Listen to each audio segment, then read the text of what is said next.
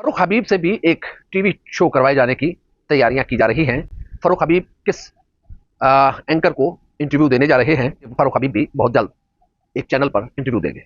उस एंकर का ताल्लुक कराची से है और डिफेंस में उनका बहुत बड़ा घर है कि आने वाले दिनों में पाकिस्तान तहरीक इंसाफ के चेयरमैन इमरान खान की जंग खवातीन लड़ेंगी। पाकिस्तान और दुनिया भर में देखने और सुनने वालों को उल्फत मुगल का सलाम। आप मेरा यूट्यूब चैनल और फेसबुक पेज देख रहे हैं। फर्रुख हबीब से भी एक टीवी शो करवाए जाने की तैयारियां की जा रही हैं। फर्रुख हबीब किस एंकर को इंटरव्यू देने जा रहे हैं? क्योंकि सदाकत अब्बासी और फर्रुख हबीब को कुछ एक दो दिनों के आगे पीछे हिरासत में लिया गया था।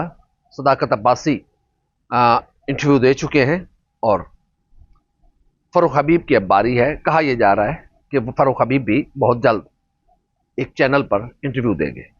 उस एंकर का ताल्लुक कराची से है और डिफेंस में उनका बहुत बड़ा घर है। वो तकरीबन कोई 9:30 से 11 बजे तक प्रोग्राम करते हैं एक टीवी चैनल पर। नाम लेना मुनासिब नहीं, आप समझ गए होंगे। सुना ये इतलात हैं, गैर मुस्तंद इतलात हैं, अफवाहें हैं कि वो साहब फर्रुख हबीब का इंटरव्यू करेंगे। इससे होगा क्या?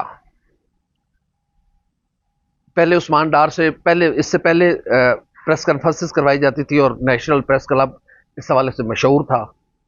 फिर कुछ लोगों से वीडियो बयान दिलवाया गया, चंद एक हैं। लेकिन अब प्रोग्रामिंग का सिलसिला शुरू हो गया हुआ है कि एंकर का इंतखाब किया जाता है और वहां पर एंकर जो है वो उसको क्वेश्चन दिए जाते हैं या एंकर खुद से क्वेश्चन करता है। स्क्रिप्टेड होते हैं नहीं होते ये अलग बात है, लेकिन एंकर का इंतखाब किया जाता है कि ये मुर्गा किस एंकर के हवाले किया जाए जिससे वो इंटरव्यू करे। पहले कामरान शाहिद और आदिल शाज़ेब दो जो पीटीआई के रहनुमा हैं उनके इंटरव्यू कर चुके हैं और उन्होंने यकीनन जो इल्ज़ामात लगाए या फिर जो 9 मई के हक़ाइक़ उन्होंने रखे लोगों के सामने, उस पर एतबार करना ना करना एक अलग बात है। लेकिन जिन हालात में वो इंटरव्यू हुए वो यकीनन काबिल एतराज़ भी हैं, तशवीशनाक भी हैं कि किसी एंकर के घर में कैसे जाकर कोई इंटरव्यू दे सकता है। ये पहली बार हुआ है, तारीख में पहली बार हुआ है कि कोई सियासतदान किसी एंकर के घर में उसके ड्राइंग रूम में जाकर उसको इंटरव्यू दे रहा है और उसके घर में पहले से कैमरे भी लगे हुए हैं। इसी तरह आदिल शाज़ेब के प्रोग्राम में तकरीबन इंटरव्यू के आधे हिस्से के बाद वहाँ पर कुछ लोगों के जो लोग मौजूद थे खांसने की आवाज़ भी आई। जो कुछ हमने मीडिया में सीखा है, स्टूडियो में कैमरामैन,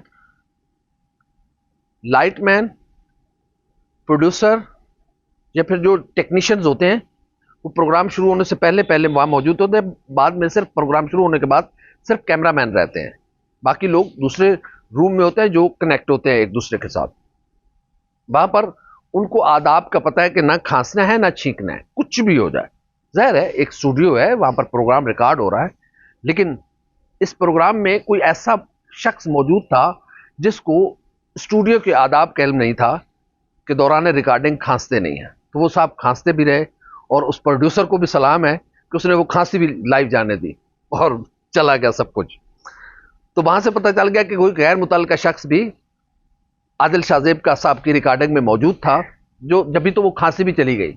उस्मान डार के पीछे एक शख्स शीशे से गुजर रहा था, उस पर बड़ी ट्रोलिंग हुई।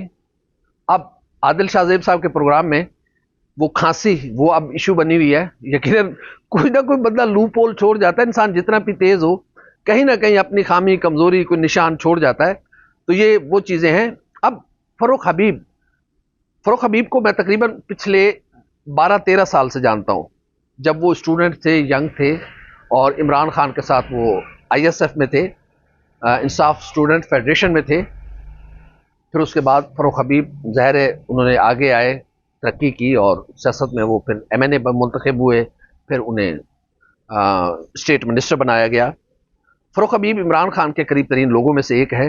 अब देखते हैं कि फर्रुख हबीब से क्या कुछ उगलवाया जाता है। क्या फर्रुख हबीब स्टैंड कर सकते हैं या नहीं कर सकते?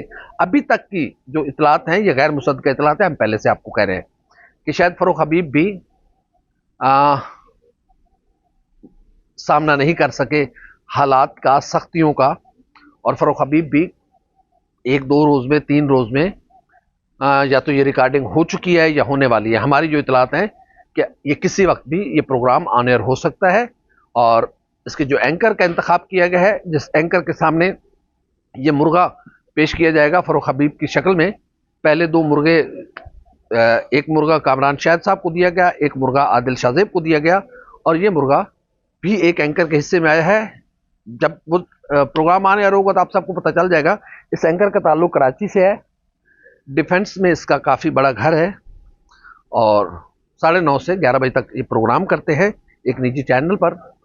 तो देखते हैं कि इस तरह की चीज़ें कितनी देर पा साबित होती है, क्योंकि अब इतलात ये हैं कि आने वाले दिनों में पाकिस्तान तहरीक इंसाफ के चेयरमैन इमरान खान की जंग खवातीन लड़ेंगी, और खवातीन उम्मीदवार होंगी बहुत सारे हलकों में।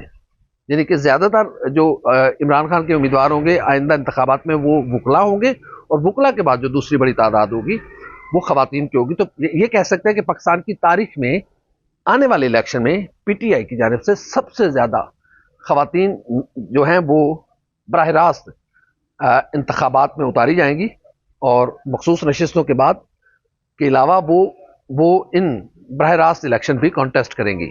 जिस तरीके से उस्मान डार की वालदा मोहतरमा ने ख्वाजा आसिफ का मुकाबला करने का ऐलान किया है, इसी तरह आने वाले कुछ दिनों में आप देखेंगे कि सदाकत अब्बासी की अहलिया या फिर उनकी वालदा मोहतरमा वो भी इस बात का ऐलान कर सकती हैं, और वो भी अमली सियासत में आ सकती हैं। इसी तरह जो लोग गैब हैं, जो लोग पकड़े हुए हैं, अब ये भी पीटीआई एक हिकमत अमली बना रही है कि खवातीन उन लोगों की, उन रहनुमाओं की खवातीन को सामने लाया जाए जो इस वक्त जेर हिरासत हैं, या फिर जिनसे जबरी प्रेस कॉन्फ्रेंसेस करवाई गई, या फिर उनसे पार्टी छुड़वाई गई, या जो भी मामलात हैं। तो ये इस तरह की सूरत हाल है। लेकिन ये बात भी हकीकत है कि ये चीज़ें लॉन्ग टर्म नहीं है, ये लंबे वक्त के लिए हो नहीं सकती, क्योंकि ज़ाहिर है जब कोई शख्स अपनी विल से किसी पार्टी को खैरबाद नहीं कहता तो वो शख्स ज़्यादा देर पा अपने उस मौके पर रह नहीं सकता। यानी कि मुस्तफ़ा नवाज खोखर ने पीपल्स पार्टी छोड़ी, वो आज़ाद ख्याल है, बात कर रहे हैं। मिफ्ता इस्माइल की नाराज़गी है मुस्लिम लीग नून से, वो आज़ाद ख्याल है, वो बात कर रहे हैं।